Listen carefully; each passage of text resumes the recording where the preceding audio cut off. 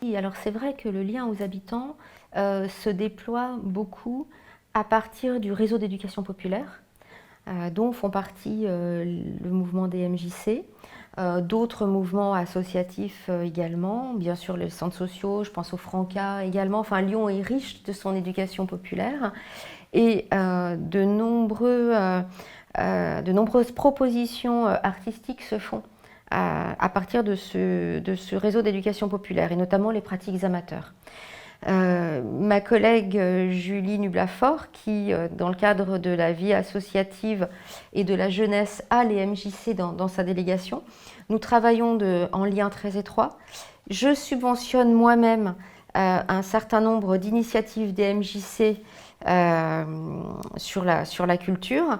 Et par exemple, sur la fête de la musique cette année, nous nous appuyons sur 2 MJC pour 2 de nos scènes de proximité. Nous aurons une scène par arrondissement et 2 de ces scènes, sur 9 donc, vont être gérées par des MJC. Ça veut dire qu'on leur donne carte blanche et que nous les accompagnons. Voilà.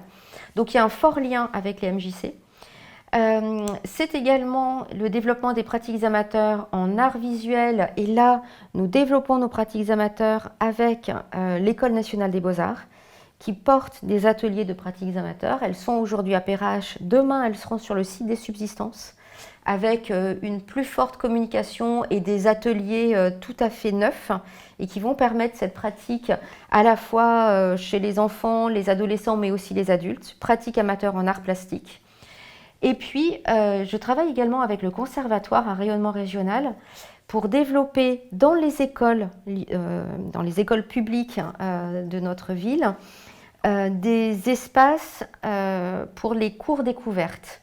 C'est en fait ce qu'on appelle les cycles découvertes qui se déroulent sur 2 ans, qui s'adressent à des enfants qui vont du CP, CE1 au CE2, CM1, découverte de la danse et du mouvement, découverte de la musique par une approche très ludique la première année et par une approche instrumentale la deuxième année. Ça veut dire qu'il n'y a pas de solfège, on est vraiment dans l'appropriation par les enfants de cette culture, du mouvement, de la musique très ludique.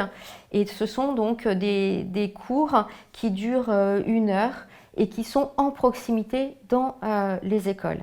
Et c'est environ, cette année nous augmentons le nombre d'enfants que nous allons pouvoir accueillir, et aujourd'hui, cette année nous serons à un peu plus de 200 enfants qui bénéficieront de cours proposés par des enseignants du conservatoire, donc de grande qualité, mais avec ce fond ludique et donc amateur. On n'est pas dans cette image du conservatoire où il faut passer des concours.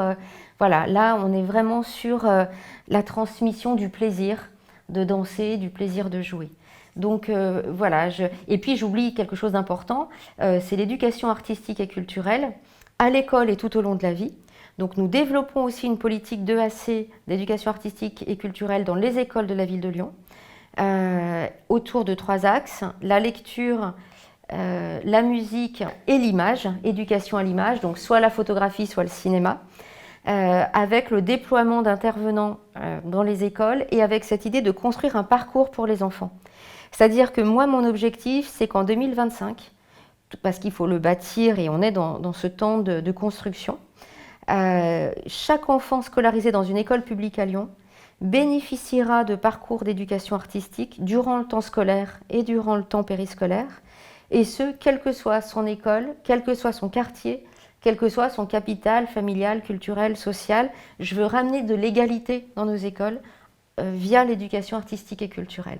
Et donc on est vraiment en train de déployer, alors on y travaille depuis 2 ans, là sur cette rentrée 2023, nous sommes déjà sur une phase de déploiement, et c'est un mouvement que je veux accentuer à la rentrée 24 et à la rentrée 25, avec cet objectif que chaque petit Lyonnais ait accès à la pratique artistique, que chaque enfant puisse aller voir un spectacle, rencontrer un auteur, une autrice, un artiste, et puis pratiquer lui-même. Et donc nous sommes en train d'organiser ces parcours, et là nous travaillons vraiment en parfait lien avec l'éducation nationale.